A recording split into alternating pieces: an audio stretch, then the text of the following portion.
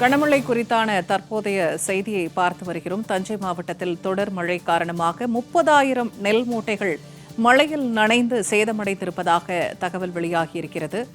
காட்டூர் நேரடி நெல் கொள்முதல் நிலையத்தில் 30,000 நெல் மூட்டைகள் தேக்கமடைந்து மழையில் நனைந்து சேதமடைந்திருக்கக்கூடிய காட்சியை தற்போது நாம் பார்த்து வருகிறோம்.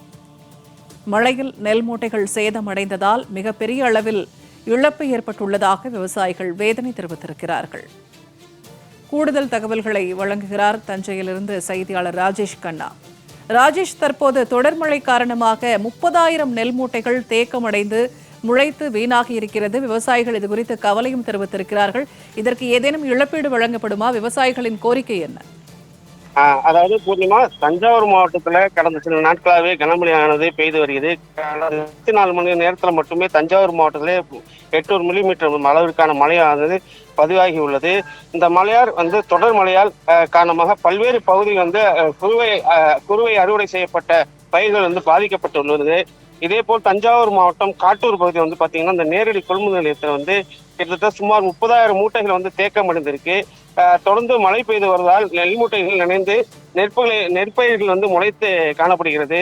இதனால் அவங்களுக்கு விவசாயிகளுக்கு மகசூல் பாதிக்கப்படுவதாகவும், மேலும் நெல்லை தினமும் காய வைத்து அதை ஒரு நாளைக்கு ஏகப்பட்ட செலவுகள் ஆவதாகவும், இதனால் நாங்கள் முதலீடு செய்யப்பட்ட அந்த நெல்மணியானது வீணாகி போய் நிற்கிறது. அது மட்டுமல்லாமல் இப்பகுதியில் உள்ள விவசாயிகள் கிட்டத்தட்ட ஏக்கருக்கு 30,000 செலவு செய்துள்ளதாகவும், இதனால் இப்ப அறுவடை செய்யப்பட்டால் அந்த மழையில் முளைத்துள்ள பயிர்கள் அறுவடை செய்யப்பட்டால் அது பாதிக்கப்படும். மகசூல் ஒரு ஏக்கருக்கு 40 மூட்டை வர இடத்துல 20 மூட்டை தான் கிடைக்கணும் விவசாயிகள் தெரிவிக்கிறாங்க. குறிப்பா இந்த நெல் கொள்முதல் நிலையத்துல இந்த லாரி தட்டுப்பாடு என்பது நீண்ட நாட்களாகவே இருந்து வருகிறது.